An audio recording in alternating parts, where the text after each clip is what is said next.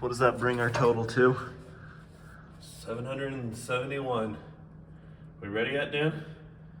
It is time. We've got a new shop, new projects. We are going to start posting frequently.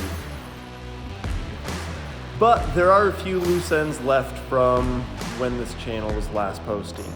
Anthony and Derek moved to a different state, and our last big project was the LS Swap Snowcat. It did get finished and it is running, but there's no snow right now, so that's something that we're gonna have to show off a little bit later, and we will. Other things that are gonna be slightly different that you may have already noticed is the channel name has changed. The channel is going to feature mostly cars, but sometimes it will have some stuff in it, so just made sense to us. And to kick off the relaunch of this channel, we've got a new, very exciting project. Mitchell, do you care to do the unveiling?